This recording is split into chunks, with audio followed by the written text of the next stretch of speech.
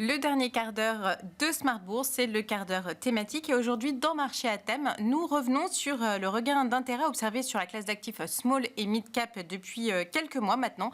Alors, qu'est-ce qui caractérise ce mouvement? Comment être positionné pour la suite?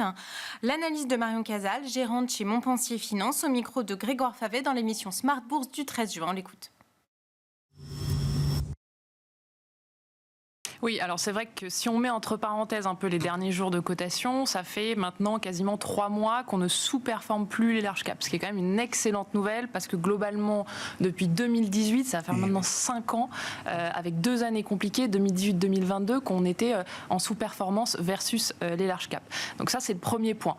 Quand on regarde un petit peu en plus depuis 2022, on a eu 2 poches qui ont extrêmement bien performé et qui a délaissé un peu les petites et moyennes valeurs. On a eu les large caps avec tout ce qui est Magnificent Seven, les granolas en Europe, et de l'autre côté du prisme, le private equity, sur lequel on est encore sur des niveaux de valorisation qui sont bien supérieurs aux small et mid cap. On a une vraie décote sur les small et mid cap cotés aujourd'hui par rapport au private equity, et on n'est pas vraiment sur des valorisations sur le private qui sont en train de baisser. Je regarde de temps en temps l'indice Argus en France, on paye toujours autour de 9 fois l'EBITDA, je crois, dans le privé, enfin hors marché coté par rapport à ce qui se fait. Oui, on est sur des primes qui sont significatives. Ah ouais. Et quand on regarde la valorisation toujours sur le côté, sur les large caps, on est aujourd'hui, on n'a plus de primes, alors qu'historiquement, on en avait, ça c'est connu maintenant depuis un certain temps, mais il y a quand même des points qui sont positifs dans le marché et qui, nous, en tout cas, chez Montpensier, nous font dire que normalement, on devrait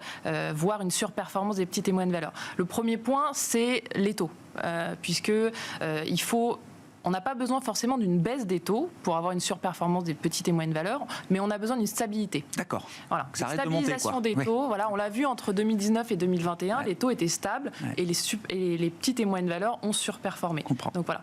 Donc là, on est plutôt à l'aise avec ce scénario au moins de stabilisation des taux. Le deuxième point, c'est les conditions économiques. On est sur une amélioration qui est lente, qui est progressive, mais qui est visible en Europe. Donc ça, c'est également un point important. Et il faut savoir quand même que les petites et moyennes valeurs, c'est des sociétés qui affichent des croissances de BPA qui sont élevées. Quand on regarde aujourd'hui, alors ça dépend un petit peu des indices qu'on regarde, mais on va attendre une croissance de BPA sur 2024 entre 15 et 25% sur certains indices. Donc on est quand même sur des niveaux de croissance significatifs. Et donc on va nettement surperformer la croissance globale européenne. Là, on retrouve une vraie croissance bénéficiaire supérieure à ce qu'on peut attendre des grandes entreprises. Exactement, on est bien supérieur et en plus, on le voit bien sur la première partie de l'année, les résultats du T1 ont été quand même assez bons en général sur les petites et moyennes valeurs. Il y a eu quand même beaucoup de surprises à la hausse avec un taux qui était plus élevé que historiquement. Donc ça, ce sont des points positifs. Il y a d'autres points positifs, notamment ce sont les IPO, le phénomène d'IPO qui est en train de repartir. Ça faisait longtemps qu'on n'avait pas vu de belles IPO en Europe. Aujourd'hui, si on regarde un peu sur le T1, on a levé 5 milliards d'euros en Europe versus 10 milliards sur toute l'année 2023. Donc on est vraiment sur une accélération et là au Q2, on a aussi des beaux dossiers qui sont en train de sortir. Donc ça c'est bien, ça fait un renouvellement de la cote, ça redonne de l'intérêt à la classe d'actifs. Et le dernier point, c'est la collecte. La collecte, les flux. Exactement. Et là, la bonne nouvelle, c'est qu'en fait, quand on regarde un petit peu mois par mois, eh bien la collecte est positive tous les mois depuis novembre 2023. Donc ça, c'est quand même un point qui va permettre d'aider la classe d'actifs à surperformer dans les prochaines semaines. Bon, des planètes qui se réalignent effectivement après des années, vous le notiez, notamment en France, effectivement depuis 2018, c'est vraiment compliqué pour cet univers des petites capitalisations boursières. Comment est-ce que vous comptez en profiter en termes de gestion de portefeuille dans la stratégie que vous pilotez, Marion? Et donc, je le rappelle, qu'il y a une stratégie multithématique. Il y a le thème Better Life, le thème Lifestyle, le thème Smart Resources et le thème Digital Impact que vous croisez dans cette stratégie. Est-ce que vous pouvez nous donner quelques caractéristiques de ces 4 thématiques et comment vous vous positionnez ou comment elles sont positionnées pour profiter d'un momentum qui redevient et qui pourrait rester plus favorable au small cap? Alors le point important, c'est déjà de dire que en fait, les 4 grands axes d'investissement qu'on a choisis, ce sont des axes de croissance, puisqu'on est sur des marchés avec des vecteurs qui vont nous permettre de surperformer le marché. Voilà, donc ça c'est le premier point. Et à l'intérieur de ces 4 grandes thématiques, on a identifié de manière un peu plus court terme, plus momentum, des dynamiques qui sont très différentes les unes des autres, mais qui vont permettre un momentum plus porteur pour les valeurs. Je vous donne plusieurs exemples dans les différentes thématiques. Tout d'abord, dans la thématique Better Life. Donc là, on se concentre sur la santé, le bien-être des individus. Il y a plusieurs dynamiques. Tout d'abord, la fin des disruptions post-Covid, puisqu'on avait connu une explosion puis le phénomène de déstockage. Et bien là, on est notamment dans la partie diagnostic en période de normalisation. Donc ça, c'est un point important. Ça va permettre nettoyage de tous les effets Covid, quoi. Voilà. On repart sur des croissances organiques qui sont plus normalisées. Ça, c'est déjà un point important. Donc ça, le diagnostic, notamment, va en bénéficier. Deuxième point, les GLP-1. Alors, on ne peut pas investir sur Novo quand on est un gérant small et mid-cap. Oui, ça devient compliqué, là. Oui. Mais en tout cas, on peut trouver des acteurs qui profitent de la croissance des GLP-1. Je vous donne un exemple, ce n'est pas une recommandation, mais dans le fond, on est actionnaire de Gerresheimer, qui est une société allemande qui est spécialisée dans tout ce qui est outillage, flaconnage et notamment dans tout ce qui est solutions injectables pour les GLP-1. Donc les équipementiers du GLP-1. Quoi. Exactement. Et ça, c'est une société qui va générer plus de 10% de croissance dans les prochaines années. Et qui est accrochée à la croissance de Novo, la production de Novo, etc. Qui a un gros, oui, effectivement, qui est corrélé en partie, alors pas tout, bien sûr, mais en tout cas qui a eu... Un proxy en partie de ce que fait Novo. Voilà. D'accord. Après, il y a plein d'autres exemples. Si on prend par exemple dans la partie Smart Resources, là on va se concentrer sur les énergies renouvelables et tout ce qui est efficacité énergétique. Il y a quand même un point positif sur les énergies renouvelables. On avait été complètement délaissé avec la hausse des taux.